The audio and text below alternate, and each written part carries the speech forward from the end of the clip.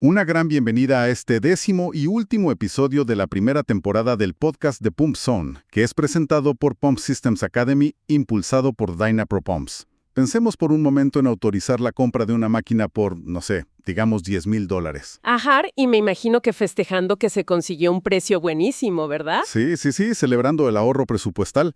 Pero luego, a lo largo de su vida útil, descubrimos que esa misma máquina va a costar unos $100,000 solamente en electricidad. ¡Wow! Y fíjate que esa cifra que mencionas es, pues, la realidad cotidiana en nuestra industria. Es brutal.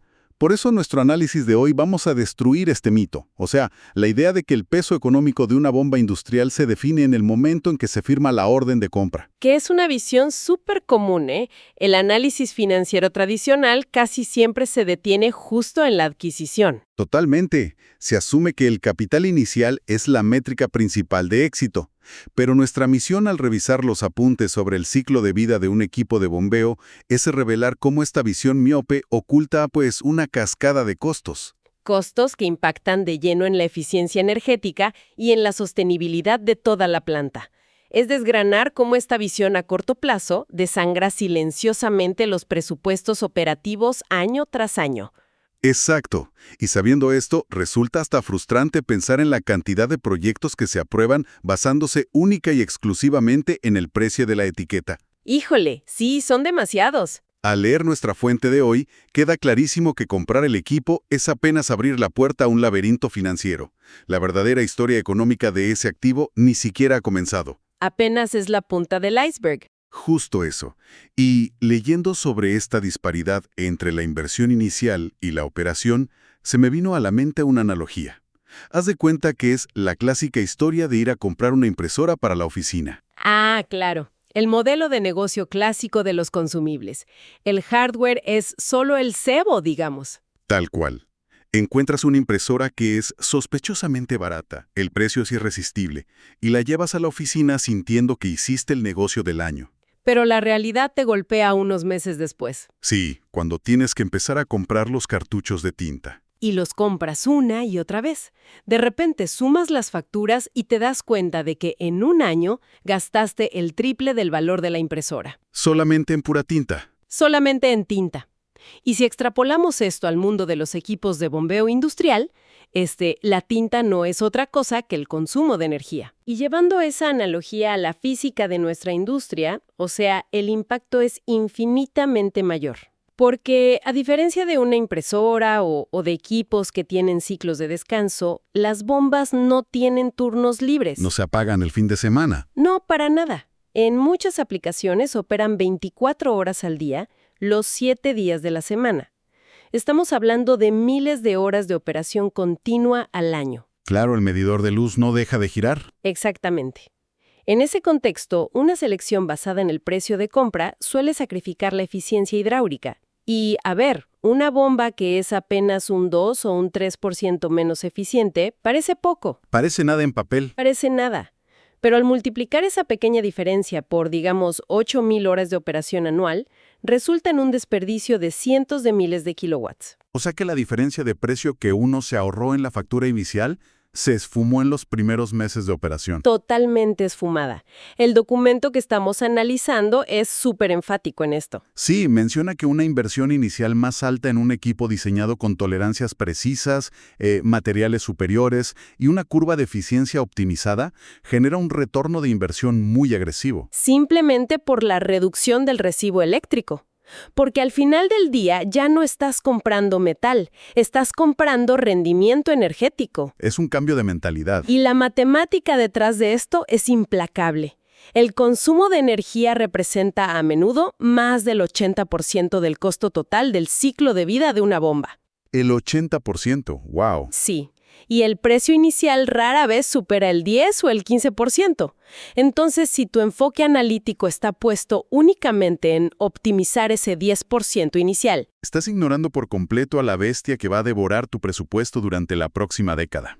Así es. Pero a ver, fíjate que esto me genera un conflicto, y tengo que lanzar un reto aquí basado en lo que estamos discutiendo. A ver, dime. Si las matemáticas son tan obvias, si la ecuación del retorno de inversión por ahorro energético es tan sólida, ¿por qué cuesta tanto trabajo que esto se aplique en la vida real?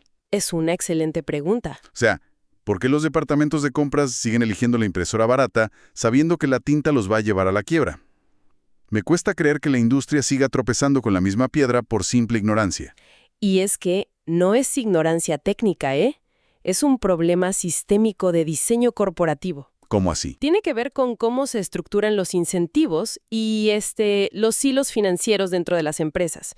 Por regla general, el dinero para comprar equipos nuevos proviene del presupuesto de capital, el famoso CAPEX. Ah, ok.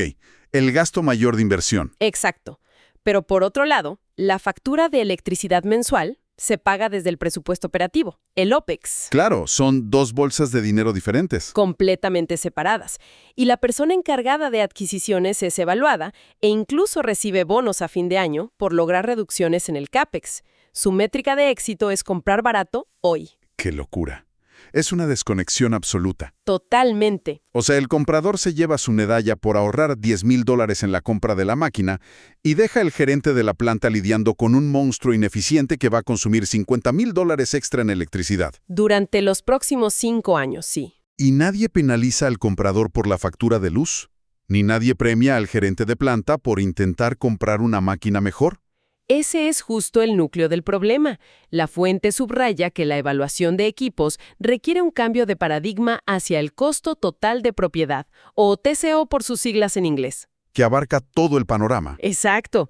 Hasta que las organizaciones no integren ambos presupuestos en su análisis de adquisición, pues van a seguir instalando equipos que merman su rentabilidad a largo plazo. Sí, tiene todo el sentido. Pero a ver, si la ineficiencia es esta fuga invisible de dinero, la pregunta no es solo ¿qué equipo comprar inicialmente? No. Claro, hay más factores. Sino ¿cómo demonios evitamos que esa bomba, por muy buena que sea, se empiece a degradar el día 2 de operación?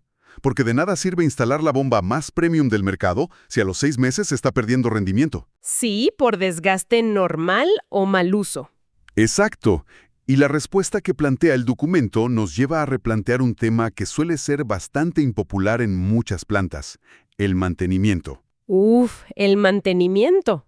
Redefinirlo es fundamental si queremos proteger esa inversión inicial en eficiencia energética. Es que tradicionalmente la industria ha tratado al departamento de mantenimiento como un mal necesario, ¿no? Sí, como un centro de costos que solo interviene cuando algo se rompe y echa humo. O que hace rondas rutinarias nada más para llenar un formato en una tabla con palomitas. Se le ve casi como pagar un seguro médico. Ándale, muy buena comparación.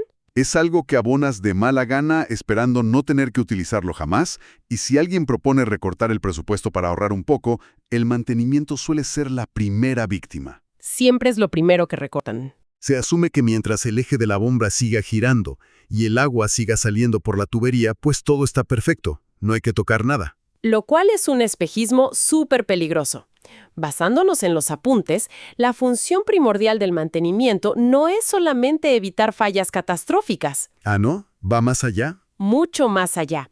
Su verdadero propósito es preservar las condiciones operativas de diseño para mantener la curva de eficiencia intacta, porque cuando una bomba entra en operación, pues comienza un desgaste microscópico pero constante. Claro, hay fricción continua. Pensemos, por ejemplo, en los anillos de desgaste internos. Estos componentes mantienen una separación milimétrica, o sea, muy pequeña, entre la parte rotativa y la parte estática de la bomba. Y esto es para evitar fugas dentro del mismo equipo. Exactamente, para evitar fugas internas. O sea, previenen que el agua que ya fue impulsada por la hélice, digamos, se regrese hacia la entrada, obligando a la bomba a trabajar el doble. Sí, impulsando el mismo líquido 2 veces. A ese fenómeno se le llama recirculación interna. Ok, recirculación interna. Ya veo por dónde va esto. Y a medida que el equipo opera sin un mantenimiento adecuado, ya sea por desalineación, vibración o simplemente desgaste natural de los metales, esas holguras internas se van ampliando. Pierden esa tolerancia milimétrica de la que hablabas. Así es. Y el fluido comienza a recircular dentro de la carcasa. El problema es que, a simple vista, el operador ve que la bomba sigue girando normal. Todo parece estar en orden desde afuera. Pero para entregar el mismo caudal de agua que el proceso demanda en la tubería, pues el motor ahora tiene que esforzarse muchísimo más. Claro, tiene que compensar esa agua que se está regresando. Exacto, aumenta el consumo de amperaje y por ende la factura eléctrica se dispara hacia el cielo. Fíjate que es como conducir un coche con los neumáticos desinflados. Ándale, tal cual. ¿Sigues avanzando? ¿Llegas a tu destino? Sí, pero estás quemando el doble de combustible para mantener la misma velocidad. Y además estás destrozando la suspensión en el camino. Es una analogía perfecta para el desgaste interno de una bomba. Y pensar que la idea de ahorrar dinero espaciando los periodos de mantenimiento termina siendo una condena financiera a mediano plazo. Una fuga de capital tremenda. Ahorras tal vez $5,000 en revisión y en cambiar unas piezas preventivas, pero gastas $50,000 extra en consumo eléctrico por toda esa ineficiencia acumulada que no estás viendo. Y el agravante de todo esto, es que esa pérdida de eficiencia es completamente asintomática en sus primeras etapas. O sea, no avisa, no genera alarmas sonoras, ni se prende un foco rojo. Nada. Solo aparece en los indicadores financieros a final de año cuando revisan los gastos de luz. Qué peligroso. Mucho. El documento argumenta que ignorar el programa de mantenimiento o hacerlo de manera reactiva, solo cuando algo falla, provoca un ciclo de degradación acelerada. Me imagino que esa recirculación interna de la que hablamos no viene sola, ¿verdad? No para nada. No solo gasta más energía, sino que altera la dinámica de fluidos dentro de la bomba. Se generan turbulencias que se traducen en más vibración. Y la vibración es el enemigo mortal de los equipos mecánicos. Sí. Esa vibración daña los rodamientos y los sellos mecánicos muchísimo antes de lo previsto. Un efecto dominó en toda regla, y todo esto culmina en algo verdaderamente destructivo para cualquier proyección financiera, que es la falla prematura del activo. Te quedas sin máquina de un día para otro. Exacto. Te ves obligado a reemplazar todo el equipo, de emergencia, a la mitad de su vida útil proyectada. Un gasto gigantesco que no estaba en el presupuesto. En este punto de nuestra lectura queda súper evidente que el mantenimiento no es un gasto secundario. Es, digamos, el escudo protector de la eficiencia energética. Me gusta esa frase. Es la herramienta principal para mantener controlados los costos operativos a lo largo de los años. Y entonces la clave es no alejarse de las especificaciones de fábrica. Exacto. Es anclar el rendimiento del equipo a su diseño original. Cualquier desviación de esa curva de diseño te va a costar dinero. Dinero que se tira a la basura, literalmente. Por eso, las estrategias de mantenimiento predictivo y preventivo deben ser vistas como inversiones directas en eficiencia energética, no como posibles recortes para cuadrar el balance de fin de mes. Completamente de acuerdo. Bueno, ya cubrimos el impacto del capital inicial frente al gasto energético continuo. Y ya analizamos cómo el mantenimiento es vital para evitar que ese consumo se salga de control. Sí, los dos grandes pilares. Pero hay un nivel todavía más profundo en estos apuntes. El ciclo de vida tiene bordes, fases que ocurren justo antes del primer encendido y después del último apagado. Los extremos de la vida del equipo. Exacto. Son lo que podríamos clasificar como los costos fantasma, porque rara vez o casi nunca aparecen en la cotización inicial de la máquina, pero tienen el potencial de hundir por completo la rentabilidad de un proyecto entero. Son elementos periféricos que, precisamente por no ser el equipo en sí mismo, sufren de una falta de planeación rigurosa increíble. Y sin embargo, condicionan absolutamente cómo se va a comportar esa máquina a lo largo de las siguientes décadas. Definitivamente. A ver, adelante. Pensemos en montar una gran producción teatral. Cuando la audiencia asiste, toda la atención, los reflectores y los aplausos se centran en los actores que están durante la función. Claro, es lo que todos van a ver. Y en nuestro caso, esa función es el equivalente a la bomba operando. Todo el mundo en la planta está pendiente del equipo en marcha. Sí, checando flujos, presiones, temperaturas. Exacto. Pero nadie en las butacas del teatro calcula la fortuna, el tiempo y el esfuerzo gigantesco que costó construir todo ese complejo escenario semanas antes de abrir el telón. Todo el trabajo tras bambalinas. Ni tampoco calculan el presupuesto que va a requerir desarmar todo, desechar los materiales de forma segura y dejar el teatro limpio al final de la temporada. Oye, pues me parece un enfoque excelente. Porque si el escenario está mal construido desde el principio, los actores corren el riesgo de tropezar a la mitad de la función. Tal cual. Una mala base arruina todo el trabajo. Y en nuestro contexto técnico, la construcción de ese escenario es la fase de instalación y comisionamiento. Y ojo, una instalación deficiente no es simplemente un problema de estética o de un par de retrasos en el calendario. Tiene consecuencias físicas directas sobre el equipo. Implicaciones mecánicas severas. Hablamos de cosas como bases de concreto mal niveladas, anclajes deficientes que no absorben la resonancia natural del motor o tuberías instaladas con tensión mecánica. Ah, claro. La famosa tensión en las tuberías que le transmite esfuerzos directamente a la carcasa de la bomba. Vale, eso suena a que pasa muchísimo. Es una práctica lamentablemente común en las instalaciones rápidas. Y lo que provoca es que desde el día cero, antes de que alguien siquiera oprima el botón de arranque, ese equipo ya está condenado. Ya nació con problemas. Exacto. Esos esfuerzos externos deforman microscópicamente la carcasa de metal, causando desalineación interna entre el eje rotativo y los componentes estáticos que mencionamos antes. O sea que la bomba arranca y desde el primer minuto de su vida útil ya opera con niveles de vibración que están fuera de norma. Sí, y esto reduce drásticamente la vida útil de los rodamientos y compromete toda la integridad de los sellos mecánicos. Ese supuesto costo de instalación barato acaba de destruir la confiabilidad a largo plazo del activo. ¡Qué pesadilla! Y esto nos lleva a otro de los costos fantasma que menciona la fuente con mucho énfasis, y que probablemente sea el miedo más grande de cualquier gerente de planta. El tiempo de inactividad. El costo de la parada no programada, o lo que financieramente se conoce como el lucro cesante. Quiero hacer una pausa rápida aquí para que quede clarísimo qué significa esto en el mundo real. Sí, porque muchas veces se malinterpreta. No estamos hablando de que falló una pieza de $200 y hay que mandar a un técnico a cambiarla, y el costo es solo la refacción. Estamos hablando del costo directo de no producir. Exactamente. En los procesos industriales críticos, el equipo de bombeo no es una máquina aislada. Es el corazón de todo el sistema. Si el corazón se detiene, todo lo demás colapsa. Así es. Por ejemplo, si la bomba de agua de alimentación de una caldera falla, toda la planta de generación eléctrica se detiene por completo. O si la bomba de agua de enfriamiento en una refinería colapsa, pues todo el proceso petroquímico se tiene que suspender por seguridad. Sí.